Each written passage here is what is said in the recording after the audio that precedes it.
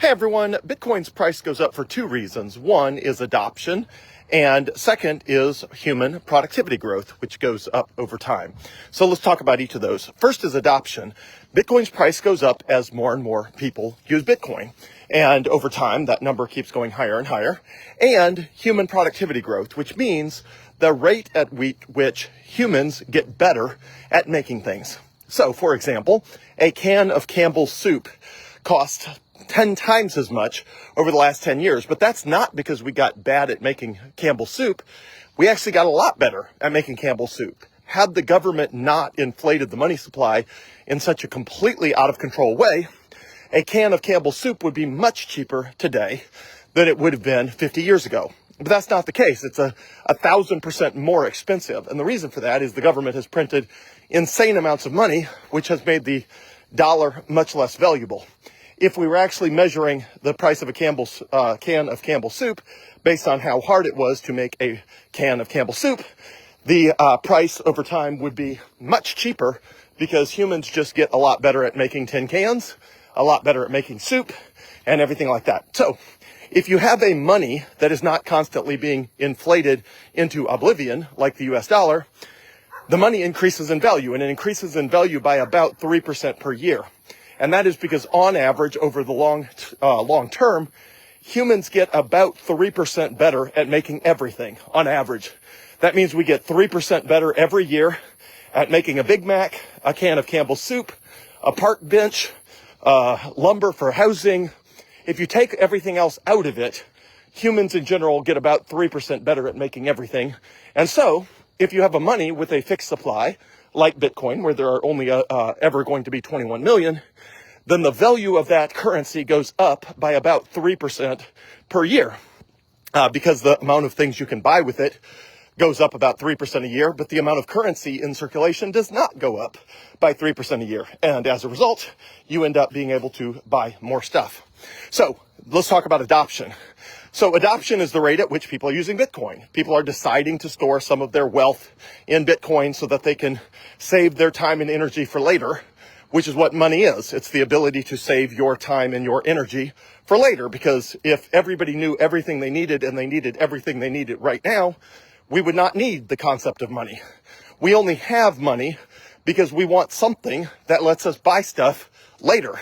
If we wanted stuff now and we knew perfectly what we wanted now, then we would just set it all up where we traded everything we have for everything we want and we'd be done with it. But that's not how the world works. The truth is we get paid a paycheck, and then we want to buy stuff later, and we store the time and energy that we worked for in money until we're ready to buy something later. So that's what money does. So adoption results in the price of Bitcoin going up because obviously when 10 people are using Bitcoin, the price is way lower than when 10 million people are using Bitcoin, and each one of them wants Bitcoin. They want to hold it. They want to use it. They want to spend it. They want to, it's just more people using Bitcoin. So you might wonder, well, why is the price volatile if it's only being driven by human productivity growth and adoption? And the answer is because people are also speculating on adoption. So if everybody knew with absolute certainty the rate of adoption of Bitcoin, let's say 35 years from now, or, some period in the future, 20 years, 30 years, 40 years, when Bitcoin was the monetary system of the world, it was the only form of money and everybody was using it. If everybody knew when that was going to happen and the magnitude of how much Bitcoin everyone would want to hold, then the price of Bitcoin would be very stable because everybody would know what the value was going to be in the future, and it would be very easy to sort of discount that back to the present and figure out what a Bitcoin should be worth in US dollars today. But we don't have that luxury. And so every single day people are speculating on the adoption of Bitcoin and how long it will take. So is it going to be the future monetary system of the world or not? And if so, how fast is that going to happen? Is that going to be 5 years, 10 years, 25 years, 35 years? Nobody knows. And as a result, the price of Bitcoin is going up and down as people are trying to figure out what the adoption is going to be and how quickly that adoption is going to happen. And if that were 100% known, it would be very stable in price, but it's not. And so literally by the day or by even the hour, people are speculating that adoption is right around the corner and the price is going up. And then an hour later, people are speculating that, you know what, maybe it's not right around the corner. Maybe it's going to take a little while and the price goes down. And then somebody says, oh no, but what if we don't all adopt Bitcoin and the price goes down? And then everybody sort of researches it and realizes that the probability that we're all going to adopt Bitcoin is very high and the price goes up. So the price goes up and down and up and down and up and down because people are trying to figure out how fast will adoption happen and how long are we going to have to wait for that to happen? And what is the probability that Bitcoin does become the future monetary system of the world and the universal worldwide form of money that is not controlled by any government or any company and all of that. So as a result of that, the human productivity growth driver of Bitcoin's value is easy to figure out. It's about 3% a year.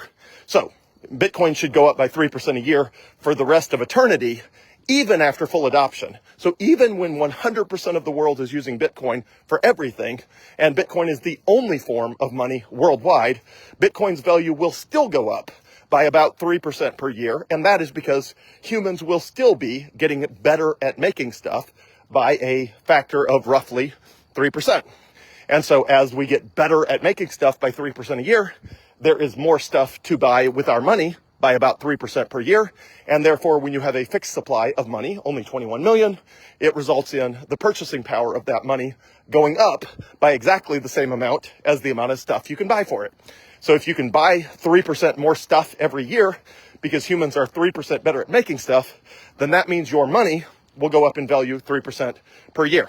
So the reason we have inflation and everything costs 4% more per year, which means it's going the wrong way, is because the government prints about 7% more money per year. So there's about 7% more US dollars. And that way, that means instead of getting a 3% discount every year, which is what should happen, you're getting a 4% inflation. Basically, the pendulum is swinging. Instead of 3% to the good, you're getting 4% to the bad. And that is what's happening with the US dollar. And that cannot happen with Bitcoin. So why does the price of Bitcoin go up? Two primary reasons. One, human productivity growth, but that is the slow way that will go forever. The other is adoption, which is the fast way, but that will eventually run out of gas. Adoption will eventually run out of gas when, call it 50 years from now, when Bitcoin is the only monetary system of the world and it is universally adopted by all humans. Well, at that point, there's no more adoption and it's purely a function of human productivity growth. But at that point, according to Michael Saylor, every Bitcoin is worth $13 million, which is 130 times the current price, which is 13,000%. So, who knows? That's going to take a while, probably, certainly decades. So anyway, still an incredible time to buy Bitcoin because you can buy an asset that at least Michael Saylor believes will be worth $13 million per coin at a current price of just less than $100,000 per coin. You can buy that today.